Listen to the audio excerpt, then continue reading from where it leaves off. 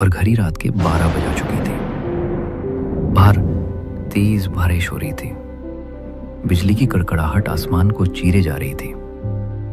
भी नहीं जानता कि वो क्या था, एक सपना, एक माया या फिर कोई सच्चा प्रेत। या कहानियां नहीं, डर जिंदा होता है। स्वागत है घोस्ट NPM में। सब्सक्राइब करो वरना अगली कहानी तुम्हारी होगी। ये बात आज से करीब 12 साल पुरानी है।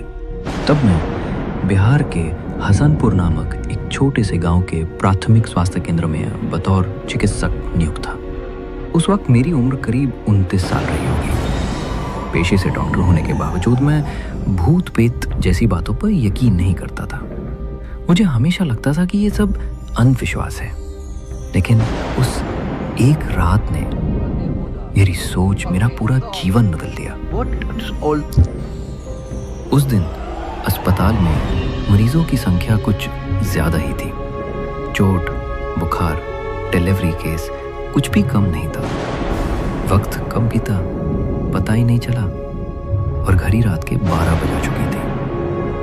बाहर तेज बारिश हो रही थी। बिजली की कड़कड़ाहट आसमान को चीरे जा रही थी। मैं अस्पताल से निकलकर भीगते हुए घर पहुंचा। पत्नी सोने की तैयारी कर चुकी थी और मैं जल्दी से कपड़े बदलने लगा। अचानक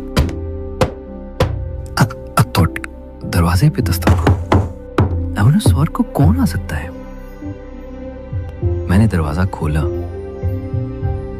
और जो नजारा सामने था उसने मेरी रूह हिला दी।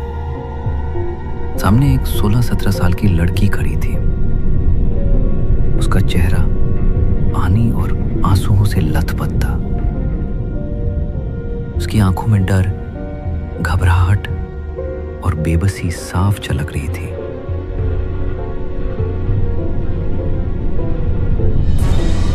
वो हांफते हुए बोली, डॉक्टर साहब, मेरी माँ की तबीयत बहुत खराब है, वो मर जाएंगी, प्लीज जल्दी चलिए। मैंने गुस्से में कहा, इतनी रात को किसी का इलाज नहीं करता, सुबह अस्पताल ले आना। और लड़की जैसे टूट सी गई थी। उसकी सिसकियां सुनकर मेरी पत्नी बाहर आ गई। उसने मेरी ओर देखा और कहा, इतनी बारिश में अकेली लड़की आई है, इंसानियत के नाते चले जाओ, हो सकता है किसी की जान बच जाए। मन ही मन झुंझलाते हुए मैंने जीप निकाली। वो लड़की मुझे एक सुनसान कीचड़ भरे रास्ते से किसी दूर गांव की ओर ले जा रही थी। सड़कें वीरान थीं, चारों तरफ सिर्फ बारिश की आवाज और रह रह कर कड़कती बिजली। हर मोड़ पर मुझे अजीब सी बेचैनी हो रही थी। ऐसा लग रहा था जैसे कोई अदृश्य शक्ति मेरा पीछा कर रही हो। करीब 6-7 किलोमीटर दूर हम एक पुराने से मकान के पास पहुंचे। मकान की हालत अच्छी नहीं थी, लेकिन अंदर लाइट जल रही थी। लड़की मुझे अंदर ले गई।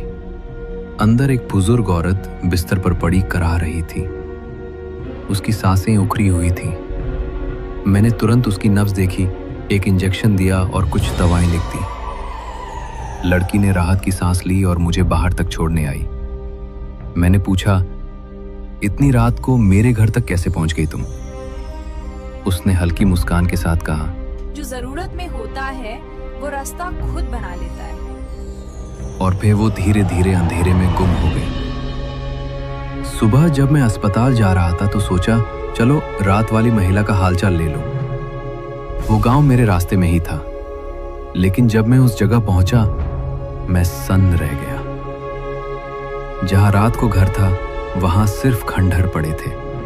टूटी फूटी दीवारें, उखड़े हुए पत्थर और झाड़ियों से ढका इलाका।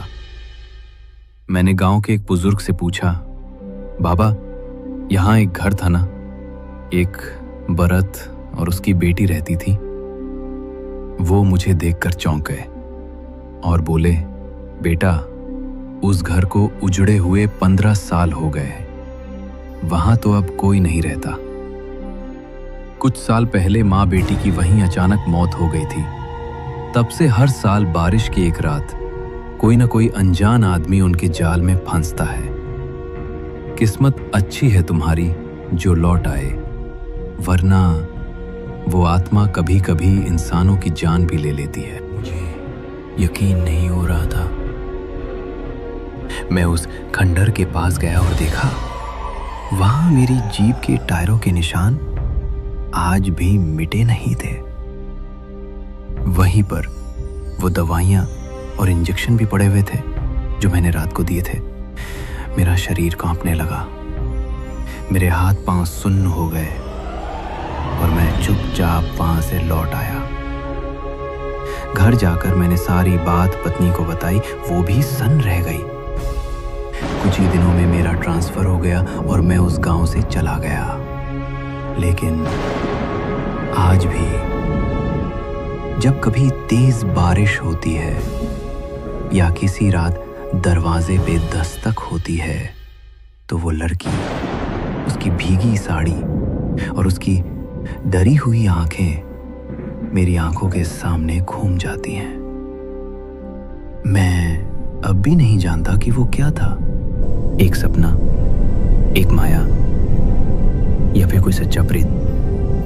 पर इतना जरूर जान गया हूं कि हर विज्ञान से परे भी एक दुनिया होती है जो सिर्फ महसूस की जाती है, समझी नहीं जा सकती। ये कहानी आंशिक रूप से सच्ची घटना पर आधारित है। इसमें कुछ काल्पनिक तत्व जोड़े गए हैं मनोरंजन के लिए। इसका उद्देश्य किसी की धार्मिक भावनाओं को ठेस पहुंचाना नहीं है। ने हम